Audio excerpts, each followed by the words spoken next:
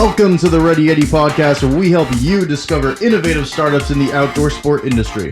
Join us as we tell the story of brands who are paving the way for the future of outdoor sports. And here's your host, Josh Salvo. Hey Ready Yeti podcast listeners. Before we jump into today's episode, I want to shine the spotlight on our membership program. With it, you can get up to 50% off our brands, discover dozens of new innovative outdoor startups, receive first access to new products, gain access to ambassador programs for over 50 of our startups, and receive first access to purchase demo and trade show gear at 30 to 60% off. Head to readyyeti.com/members to sign up.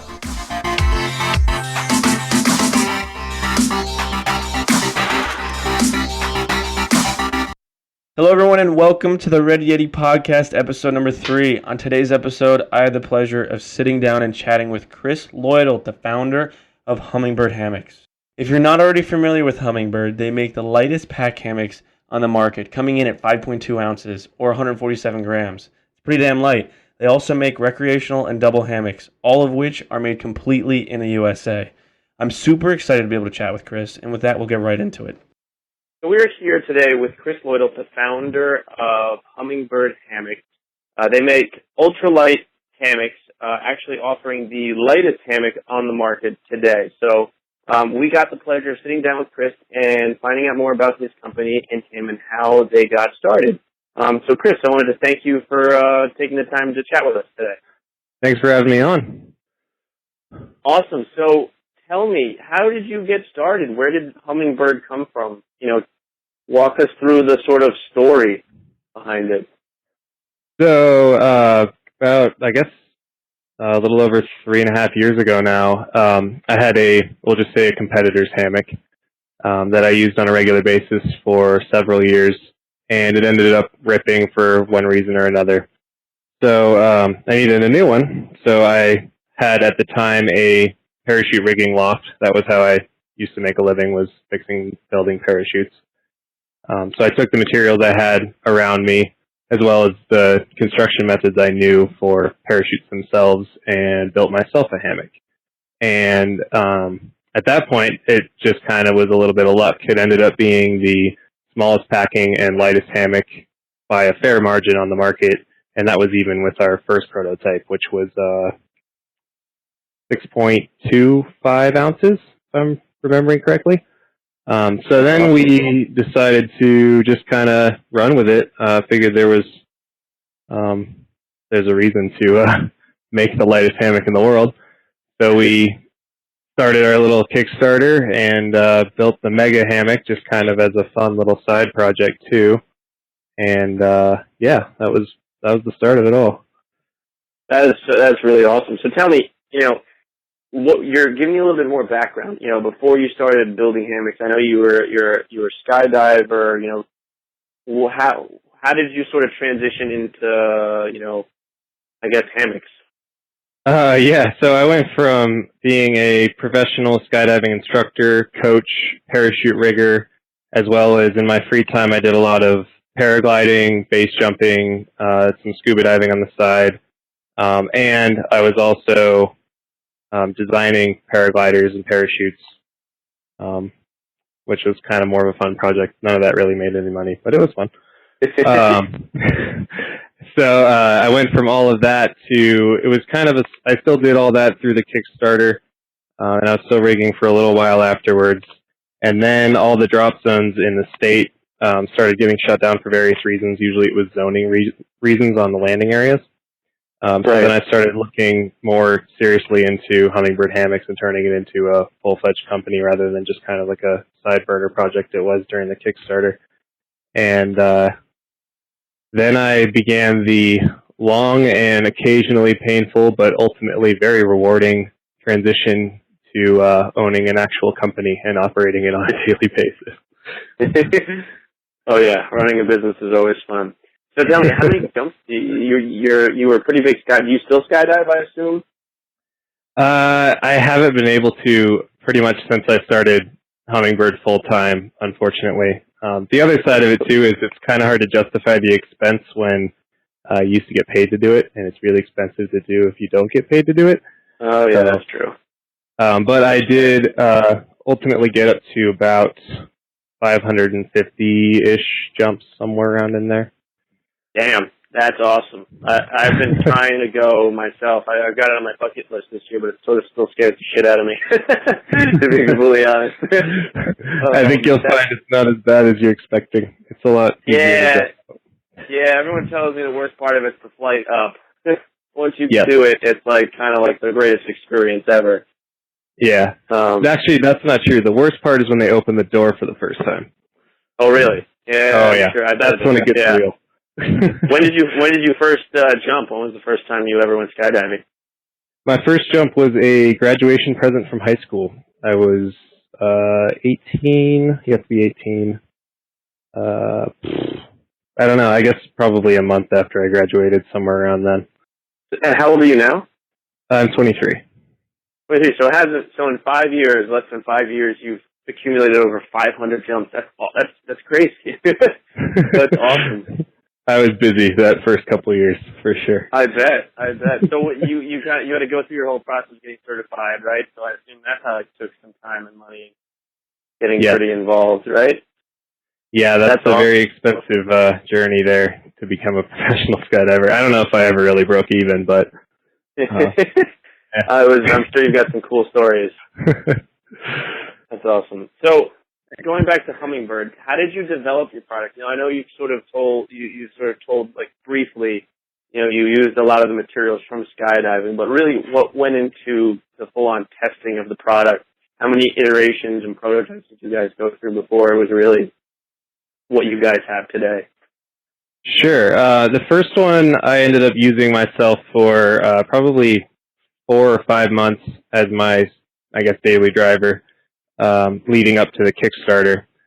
And that one was we still had the seam tape in the edges, which is like a radial seam tape from rigging. It's 3/8 inch cross grain webbing, basically. We don't call it that, but and the same fabric, and we were using a tied loop on the ends, which the same soft carabiners that we had on our first kind of 2 versions, which was the double loop style that we got rid of. When was that? Like the 3rd version is when we got rid of that. And then, so that one was actually the same one that went out to all the Kickstarter ones, and those were all sewn by hand by me, which was way more work than I anticipated. And then after the Kickstarter, we kind of went dark for a little bit. That was when I was doing that transition from being a skydiving professional to running Hummingbird.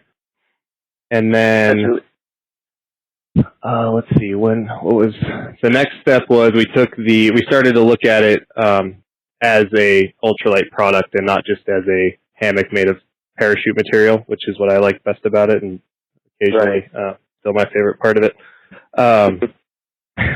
And we started to sort of strip it back. So we thought about why we needed seam tape on the edges, decided we didn't need it. There's no reason to. It's not necessary in any way.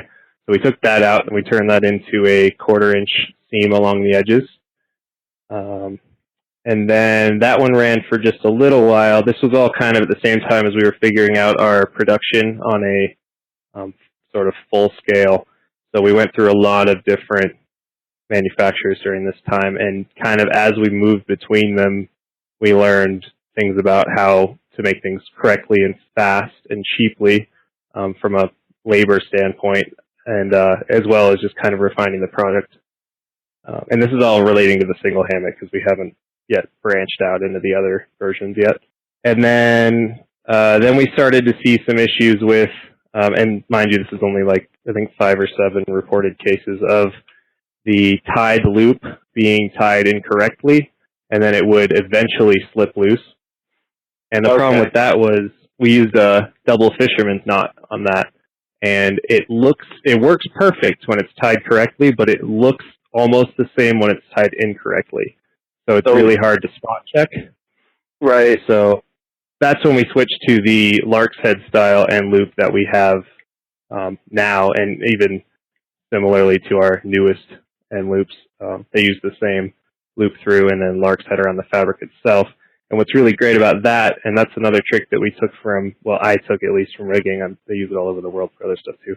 But when you use a lark's head like that around fabric, especially, or around a thicker object, it puts all of the load around that knot itself.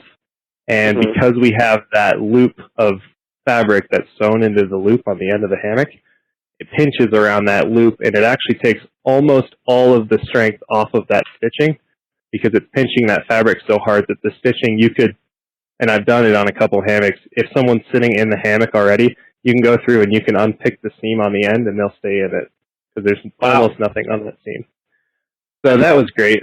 From both a quality control standpoint, we could easily see what was wrong and if it was wrong, as well as from a just reliability and strength standpoint. Really cool. And then at the same time, we kind of switched from that double loop soft link system to the single loop because it just was unnecessary. And then you haven't gotten your sample hammock yet, but our new ones that we're really excited about have, instead of the soft link, the end loop is built into the link now, and it has a little custom designed 3D printed button that we print here in-house, and it goes through basically just a little spectral loop. The button goes through the loop, and that acts as your link instead of the whole complicated soft link system. We're really excited that's really about awesome. that. Yeah, no, I'm really excited to give it a try when we get it. It looks awesome. I've got a few buddies who love hammocks, and they're like, can we please be a part of the review? And I was like, maybe. Depends who's buying me dinner.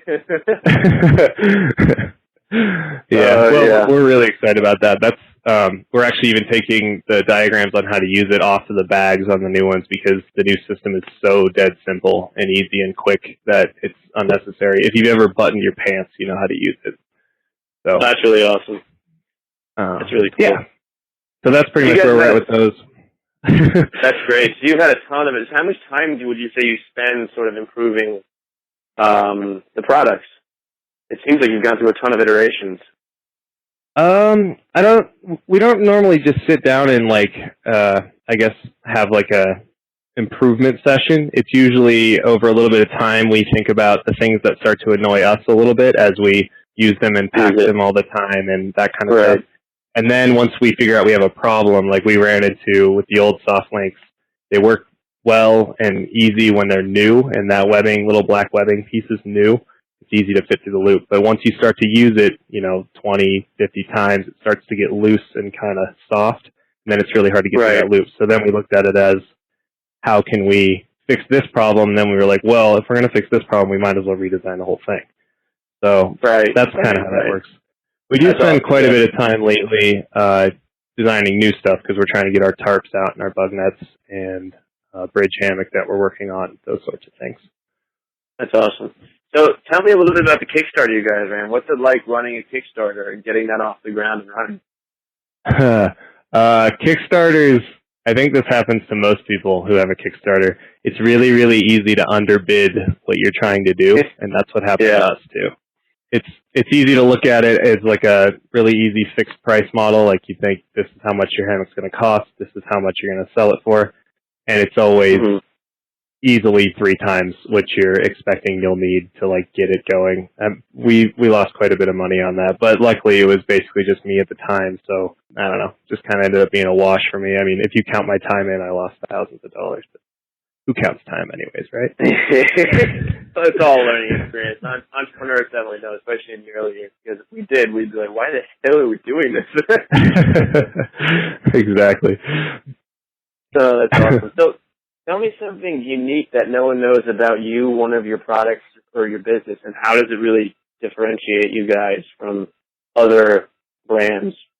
I think what differentiates us, I guess the thing that is unique, and I guess it's not necessarily a secret, but it's the thing that we kind of tend to harp on. Our parachute fabric is actual parachute fabric. Every single hammock company out there is claiming to use parachute fabric. It's 99% of the time it's nylon taffeta. It's like a 1.7 or 1.9 ounce nylon taffeta, which is fine, but it's not parachute fabric. Ours is an actual PIA certified, it's PIA C 44379 is the exact certification number.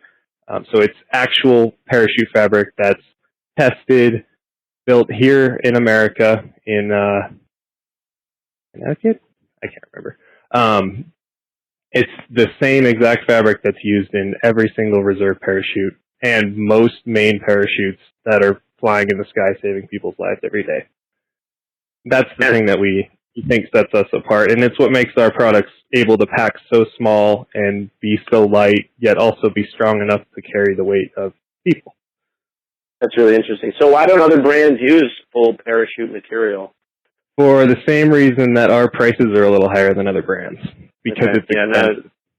I suspected that was the reason. I just wanted to know for sure. No, that's really cool. Yeah. And I think that's, it goes to show that, what a brand says isn't always completely true. So sure. It's always to really get in and know the actual reality of the fact. While it might be partially, made of parachute material and other brands, knowing that you guys do completely, it's good to know. Yeah, it's something that we're proud of and that we aren't keen to let go of. I mean, and they're not lying to anyone. They're using what would be, at the base level, it's nylon fabric, woven nylon fabric, so it is, parachute fabric if you really boil it all the way down. But you don't get the same 50 pounds per square inch rating that we have on our fabrics, and you don't have the same quality control metrics that are required for ours. Anything that has slight variations is not going to make the cut for the certification, which is part of what we put our trust in, and we hope that our customers do too. For sure. So tell me, going through this entire process, do you have a mentor that has sort of guided you through starting Hummingbird? Not a single mentor really. My mom used to run production facilities for digital. I think they were bought by HP at some point. But computer components, which is funny because she's completely computer illiterate. But my dad, he does a lot of. He's the president of Classic Homes, a home builder in the Springs, Colorado Springs. So he's very comfortable with finances and managing a lot of moving parts and kind of more big picture stuff. I've got a couple people that I consult with for marketing and accounting, that kind of stuff. So I get kind of a pool from a lot of different areas, but I don't really have one single mentor that I would say, unfortunately. It's good to have multiple. You get multiple different perspectives on issues, which is usually great. It can be so helpful. That's cool. Yeah. So I read online that Hummingbird is a family business. Is that true? It is, yeah. My mom does most of our kind of larger sales, stuff that's not e-commerce related stuff. So she'll get out and talk to retailers and stuff like that, which is great because I'm pretty bad at it. My dad helps a lot with finances, and he also does quite a bit of our kind of tinkering with the designs a little bit. When I don't have time, he's good at just sitting down and thinking about stuff long enough, and then he'll call me and run 1,000 ideas past me until my eyes glaze over. And then my brother tends to help with extra stuff we need. He helps a little bit with marketing, a little bit with, in the beginning when I needed help with some of the more database-related web design stuff. That's what he's a computer scientist. I always wanted to say science major because that's what he was. But, and then my sisters help a little bit with some other production stuff. When we need a little bit of help, they'll do tree straps and they'll help wrap stuff. And yeah, pretty much a family business. That's awesome. That's great, and I'm sure also can be challenging at the same time. Working with family like that. It's like any fights that go on at home, do they get carried over to work? I feel like no, not usually, but no, that's awesome. So is it strictly family, or how many other people are in the organization, Hummingbird? Officially, I'm the only one who takes regular paychecks from Hummingbird. So I guess officially it's just me. But we also hire out a lot of private contractors for our production is handled by a place in Tennessee as of this winter. And then We have an accounting firm that we work with here, where I am in Fort Collins, and marketing consultant in the Springs. So we kind of work with a few other places, but as far as the core business, it's really just me, but it's mostly my family as well. That's awesome. What kind of product numbers do you guys do per year, or have you done so far? It's really hard to say because it keeps going up, thankfully. But right. Good. And our metrics weren't as good. They're starting to get a little better, but we typically sell about. I've actually not ran the math recently. It's usually somewhere in the range of a hammock and straps about every 8 to 12 hours, something like that. Oh. Sometimes it's a little faster, sometimes it's a little less. Call it probably around, I would say 1,500 or 2,000, because that's a whole year average that I just gave you, and it jumps quite a bit right about now, actually, when people start feeling the warm weather and wanting to go out right. and hike. The spring season is typically when your peak, the peak of the year. Well, yeah, spring, and then a little bit in the fall. Summer will be a little bit higher in general, and then winter kind of drops off, and then it picks up usually right before Christmas, and then it goes completely flat from January to kind of the beginning of March, just almost nothing. So everybody's just cold and can't wait for it to not be cold, I guess. No, I totally get that. That's seasons of the business, man. That's cool. That's really awesome. So, in regards to the business, what would you say? You talk about how your company is specifically focused on, or all your materials are sourced from the U.S. What would you say your commitment is to sustainable manufacturing? This one was, I saw this question sheet, and it was a little bit trickier for me because we're not yet set up with any of these organizations, but we are committed to making sure that everyone is happy and is working where they want to be working for manufacturing, which is part of the reason why we stay here in the United States. I actually did go to China 4 or 5 months ago just to see how that all works out there and whether or not it might work for us, because there are some good companies out there, but we have decided to stay here, which we're proud about. And all of our materials are also made in the USA. So our fabric, our spectra, our buttons are now made by the machine sitting right next to me. Our thread is also made in the USA. All of our stuff is military certified. So in order to be military certified, one of the requirements is that it's made in the USA. So we are we're committed to keeping things here and keeping people working for rates that they're happy to work for a long time. That's really awesome. So tell me, we talked about that you guys are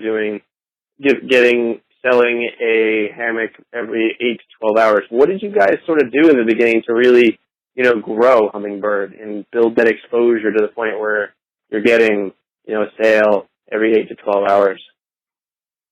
That is definitely the hard part, and the hardest part for me to put my finger on, because I'm not that good at it yet, but I'll describe what happened to us, I guess.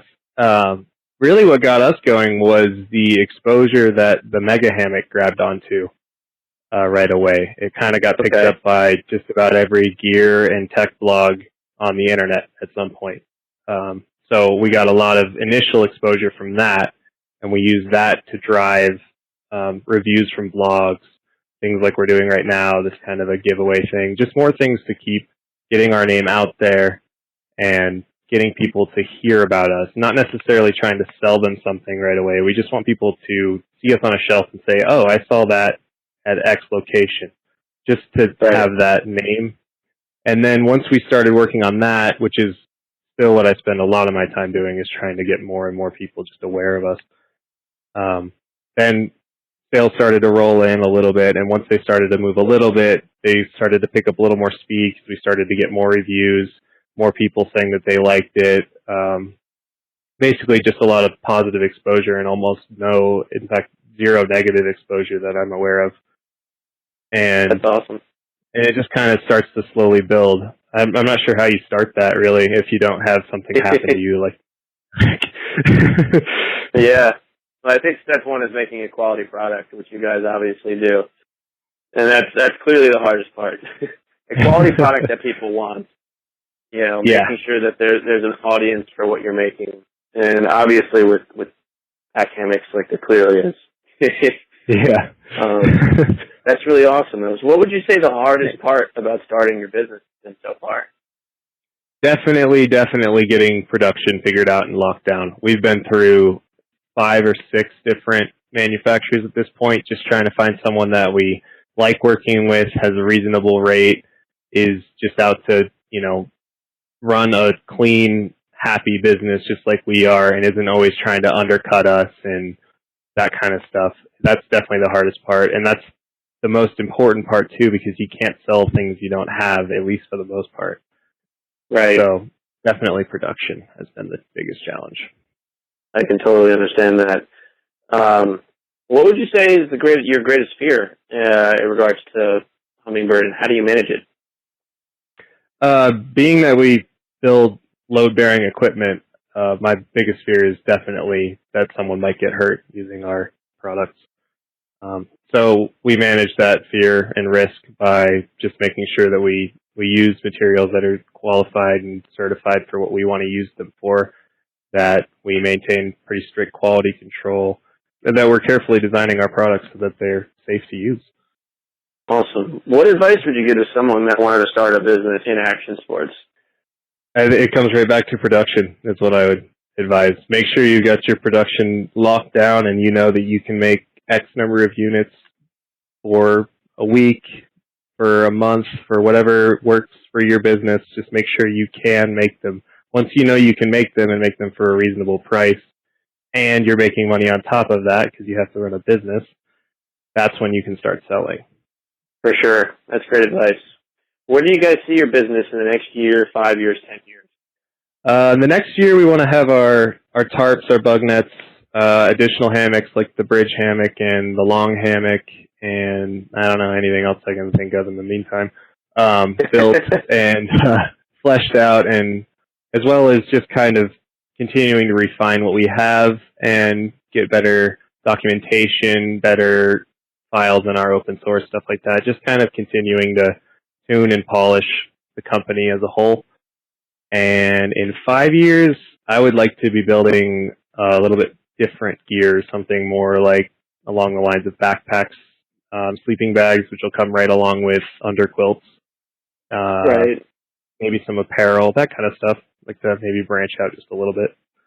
That's awesome. Is this your full-time job, or do you have another job outside of it? This is my full-time job. I just actually recently started with all of the website design and web admin and hosting stuff I've been doing for Hummingbird. I have started a little bit of a side company that I'm calling Loidolt Design for web design and web hosting. But that's a pretty new little thing that I'm just kind of playing around with in my meantime. Yeah, my business partner and I, when we first started Ready Eddie, we were originally an e-commerce platform that exclusively sold American-made gear in action sports, and we designed and built websites on the side to fund the business for like the first year and a half. Like my partner went to school for computer science or whatever, so he would design them, and I would find people that we could build sites for. So we'd approach ski shops, and it was mostly action sport related customers or whatever. But we started making pretty good money doing it. We're like, oh, maybe we should do this instead of the e-commerce platform or whatever. But yeah, no, it's a great way to make side money, especially since it gives you the freedom to work when you want to, and wherever you want to, which is definitely a great thing. There's so many bad websites out there that it's pretty easy to find work. I know. People have no idea. No, and it's honestly, today's day and age with Squarespace and all the things that are out there, it blows my mind that people don't have good websites. Yeah, me too. But yes, whatever. It is what it is. What did you go to school for? I went to CSU for about 2 years for fine art. I wanted to be a concept artist and kind of just an illustrator in general. And then I switched to the community college up here for about a half a year for business, and then Hummingbird became too much, so I just kind of dropped out entirely. started focusing just on this. That's awesome. I almost went to CSU. What year would you have graduated? 2015. Okay, so I would have been 13, so I would have been 2 years ahead of you. We might have known each other. Potentially. Huh. That's awesome, though. So what would you say is the best part about running Hummingbird? My favorite thing on a day-to-day basis is when I get to hear from people and they send me pictures of our hammocks in use. Nothing fails to put a bigger smile on my face than that. But as far as what I do on a daily basis work-wise, I like that I get to do a lot of different things. I like to kind of dabble in marketing, do a little web design, do a little bit of accounting sometimes, design products, customer service. I don't know, it's just nice to always be kind of switching jobs. It keeps my mind sharp, probably. It makes me feel more productive, too, because I never get in that kind of rut of, I'm stuck doing this and I don't want to do it. If I ever get in that, I just jump and do something else for an hour. Yeah, no, that's awesome. I agree completely. Doing the same thing over and over again for weeks or months or years, I couldn't ever do it. Even if it's skydiving. Yeah. I mean, I don't know. I still have to do it. I still got to jump out of a plane. You should. I'm hoping a few of my friends will just push me, and then I'll end up doing it. But I'm hoping to do it. Yeah, we'll see. We'll see if I follow through. That's awesome. So, if people want to learn more about you and Hummingbird, what's the best place for them to do that? Hummingbirdhammocks.com is definitely the best place, which is all one word, and just like you'd think, hummingbirdhammocks.com. Awesome. Well, I appreciate you taking the time to talk with us. You have an awesome story, and I think our listeners will definitely find some value in this. And if for anyone who's listening, if you guys haven't already done so, you can enter in spring season giveaway to win one of 2 hammocks that are being given away. So, yeah, if you haven't, you can head over to ReadyEddie.com and enter to win. And with that, thanks, Chris. Really appreciate you taking the time, and we'll talk soon. Yeah, thank you.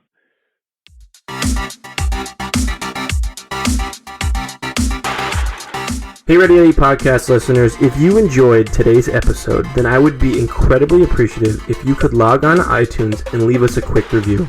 This really helps us get noticed by other podcast listeners like yourself, and if you know anyone that would benefit from this episode, then please share it along. Well, that wraps up this episode of the Ready Eddie podcast. I'll catch you next week.